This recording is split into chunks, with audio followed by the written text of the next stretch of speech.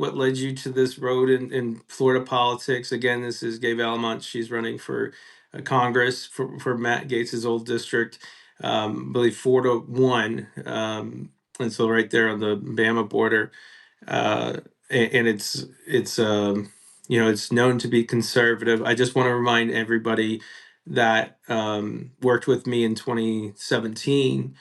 There were a lot of people who doubted our work there. We had people on the ground knocking doors in Alabama. Um, the general election, eventually, Doug Jones had lost that by 21 points to Tuberville. In the special election, it was neck and neck, about half the turnout. And this is an R plus 19 district, so it's actually less Republican than the turnout was in Alabama, just to keep that in mind. So people said that was impossible. It's a different kind of race here, and I think it's a different kind of time, and I think it's really charged in regards to it. Yeah. It's less about party, it's more about people. And so, what is after that long-winded, what is your story? I'll fill you in. Yeah, what Yeah. led you to this? So I work in sports medicine. I'm an athletic trainer. I am one of those people that runs out on the football field when people get hurt. That's what I've spent my career doing. I moved here from Atlanta in 2014, and because of my experience in Atlanta, and I worked with predominantly black athletes at black high schools, and I learned from that experience that black men and boys have to live differently because of guns than the white kids 20 miles up the road. So I became involved with Moms Demand Action for Gun Sense in America, because enough is enough. And when I got to Florida, I quickly went up the ranks and became the leader of Moms Demand Action for Florida. And I got our movement from 12 local groups to 32 local groups throughout Florida. We are a mainstay now in Tallahassee, fighting every bad gun bill from stand your ground to permitless carry. And so I spent a really long time doing that through Pulse, through Marjorie Stoneman Douglas. And as stuff happens, I got kicked in the teeth, and my 44-year-old husband began having symptoms of weakness, and he was diagnosed with ALS. And as we were trying to navigate how I was going to raise our 8-year-old son without him, because ALS is 100% fatal, my son fell down at school and he couldn't regain his balance, and took him to the ER, and we were life flighted to Miami Children's Hospital, to Nicholas Children's Hospital, where I was told that he had a terminal brain tumor, called a DIPG brain tumor in his brain stem, where the day before he was perfectly normal too. So I was their full-time caregiver until both of them took their last breath. This is my son over my right here, Eli, over my shoulder. He died 3 years ago in September, and in April, my husband will have been gone 3 years. I live in grief every day. As I was trying to figure out how I was, what I was going to do next, I was sitting on the beach here, and because the water was the only thing that gave me any sort of relief, like I could put my troubles behind and just think. And as I was doing that, I got an alert on my phone that said Matt Gaetz had filed a federal stand your ground bill. And I knew right then, like there was fire in my gut that said there is nobody better to fight him on this particular issue. And so I got up and I found a way to stand up every day, make my family proud. I know that they would be proud of what I'm doing, and take the things that I learned in working in gun violence prevention to make laws that are safe and good for all of us, not just some of us. And that goes to health care and our VA clinic and all the cuts that are happening in a Doge right now. We need somebody strong to stand up, and my opponent is not that person. Yeah, and trauma, what I've learned is in politics, a lot of times, there's a lot of people who are involved in campaigns that have gone through traumatic events, and so it's kind of that shared collective of people getting together, because there's something that drove them into politics in the first place. And most of the time, especially in democratic politics, it's not power or money, or especially not money, but to No. get them involved in it. Like, it's that push to do something. Like, mine was healthcare that got me into it, because of personal healthcare. I had my own personal. I survived my deathbed in 2008, and was able to recover. And I remember being on 40 milligrams of prednisone and going down to the narco committee, being like, I want a job. I know that there's only 2 months left, and I have Yeah. moon face at this moment. And I ended up being able to staff the president that the night of his inauguration, and swearing in, dancing with him and Michelle, and that was, you know, not all of us get to be that. It was luck, obviously, like, combined with skill. No, but it's like those stories bring us together, and then you develop your family with a different set, which would be the campaign. I mean, it's a tragic story. I'm glad that you're with us, and this is the being through that. I think it may make you the kind of strength, give you the strength that we need right now. I mean, there's no words that I can say about the losses like that. That's horrible. But I am No, glad that and you're with us. I tell people about me, and I tell people about my family, because I can't tell you about me without telling you about my Oh, family. sure, But sure. they would expect me to do this. My son would have loved every bit of the camera and the interviews, and he would have loved all that stuff. But facing that sort of tragedy kind of puts things into perspective too. Things we don't have time to waste on dumb stuff. Right. Um, it puts things very clear into focus, the things that are important, and a quality of life that we should have while we're here. And there's this Doge, you had mentioned Doge, which is Elon Musk, or according to court documents, he doesn't run anything except he runs it, but when it's convenient.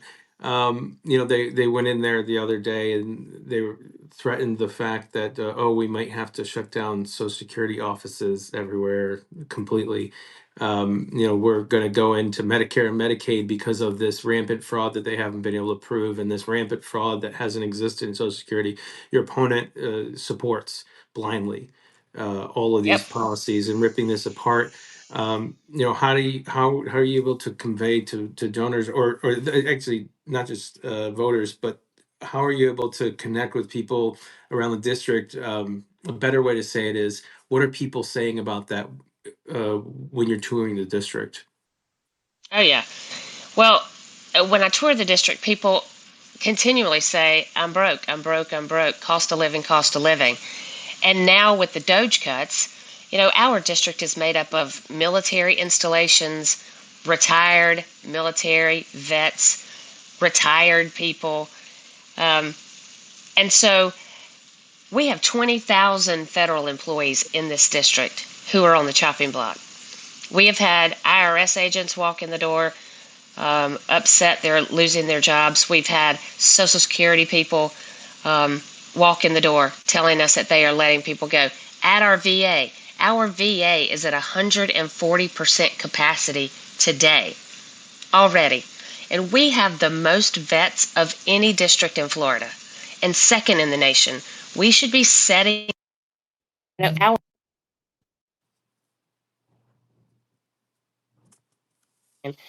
our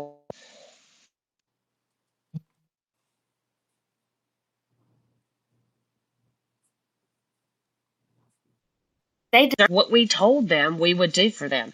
If you put your body in in harm's way for this country, we're going to take care of you when you get old. We're going to take care of you, your injuries that you suffered until your last breath. That's what we told them. And we also told Social Security recipients that if you pay into this, you're going to get Social Security when you reach that age. And now they're saying, we don't have the money, we're going to end it.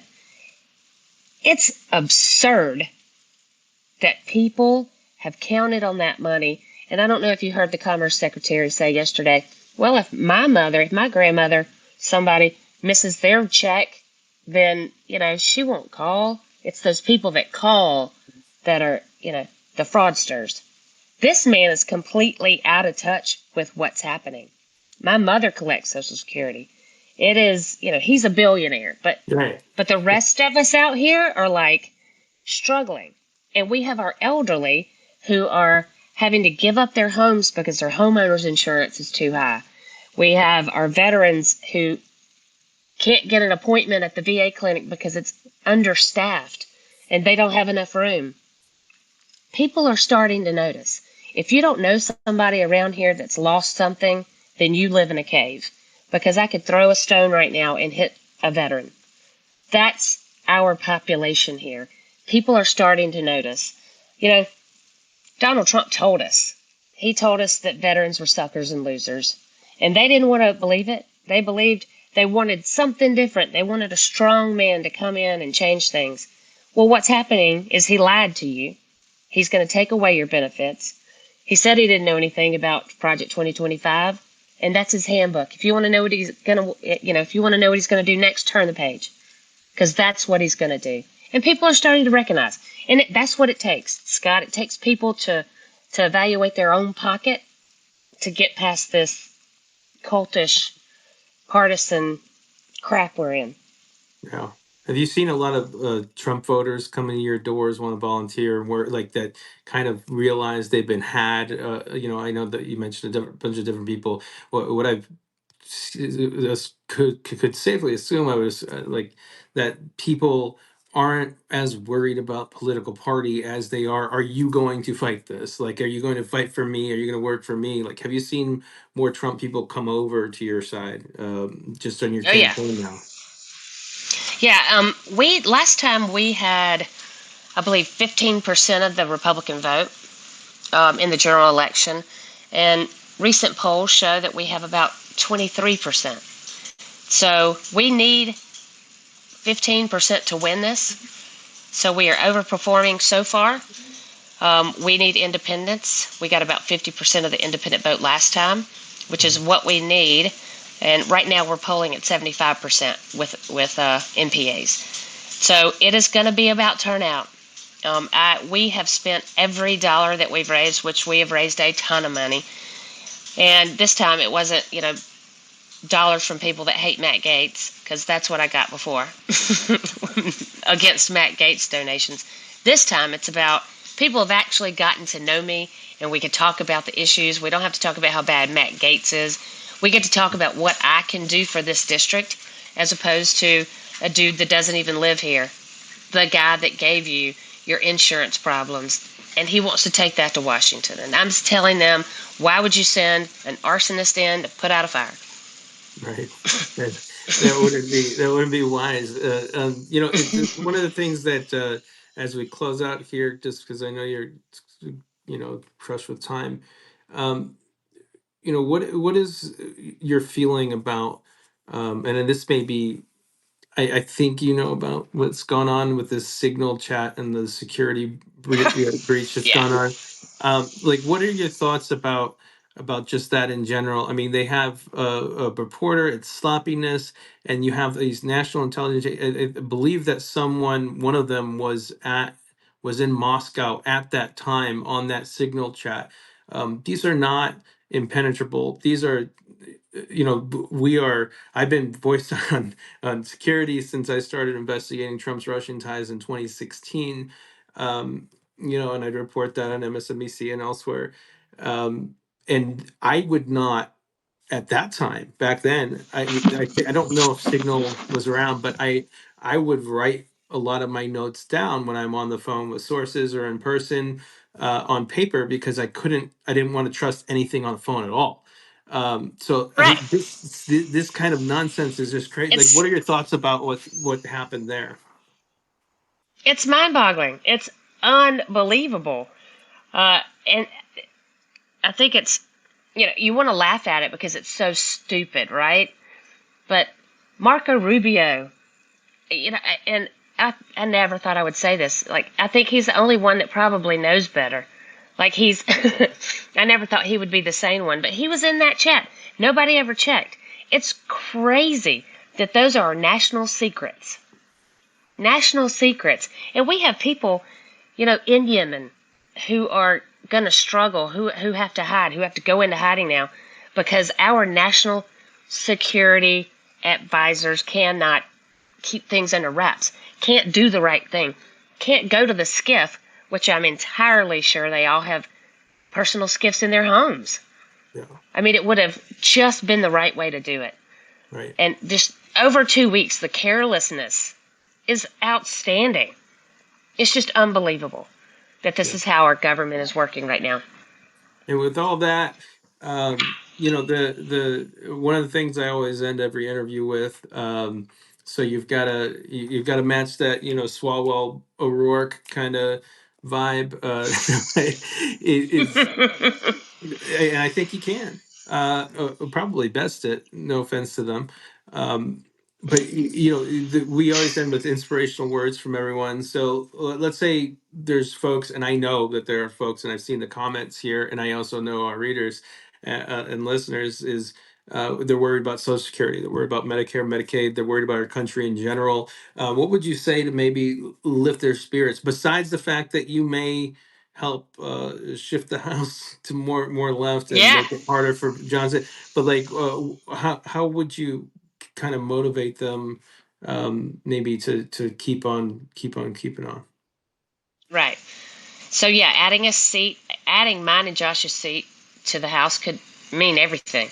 It could stop the ending of the Department of Education. It could stop um, the assault on our Social Security. All these things that Trump is doing are illegal, and they will be tied up in court forever. But if we have those two seats, there is no tiebreaker in Congress. If it ends up 217 to 217, bill dies. That's what people should be excited about. But also, I am one of those Democrats that's ready to go in swinging. We've done, we've fought against all this very calmly. We have done what Michelle Obama told us to do and to take the high road. And it's not working. It's no longer working. So we have an oligarchy that is taking over our country. We have to do things differently. And when I get there, I plan to.